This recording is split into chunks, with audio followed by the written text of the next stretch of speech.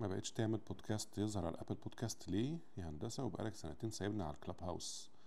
هو مبدئيا انا بعمل بودكاست، هو يمكن اخر حلقه كانت في يناير اللي فات، وفي حلقه بس يعني محتاج اعمل لها شويه اديتنج وتطلع ان شاء الله. يعني الحلقه اوريدي كانت متسجله مع احمد الامام، هي يعني ما كانت معموله فيديو، بس انا محتاج بس انزل الاوديو فيرجن بتاعتها يعني. فان شاء الله تنزل مثلا في كمان كام يوم.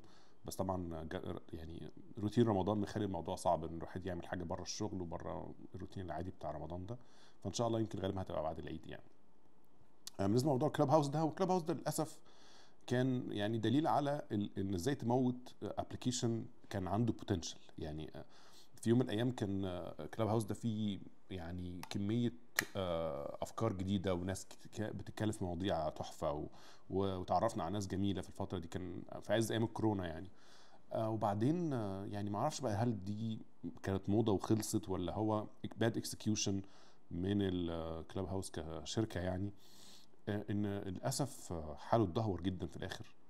وكان بقى في الاخر اعتقد جزء منها ان هم ما كانوش بيعملوا مودريشن كويس، فتحول ان هو بقى يعني اسف للتعبير بقى مقلب زباله.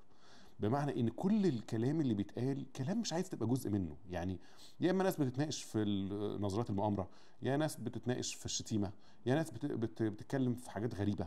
فاللي هو ما بقاش في مواضيع كويسه.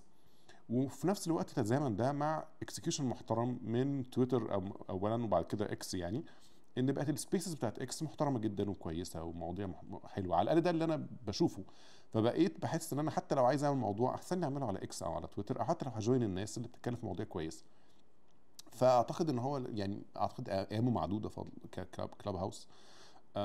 عملوا شويه قرارات عجيبه كده في الاخر، كمان بوظوا الموضوع اكتر.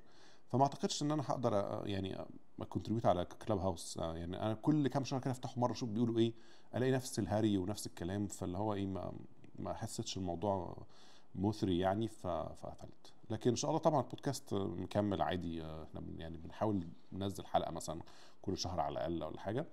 فان شاء الله بس رمضان يعدي كده على خير، وكل سنه وانتم طيبين، وان شاء الله تنزل حلقه قريب باذن الله.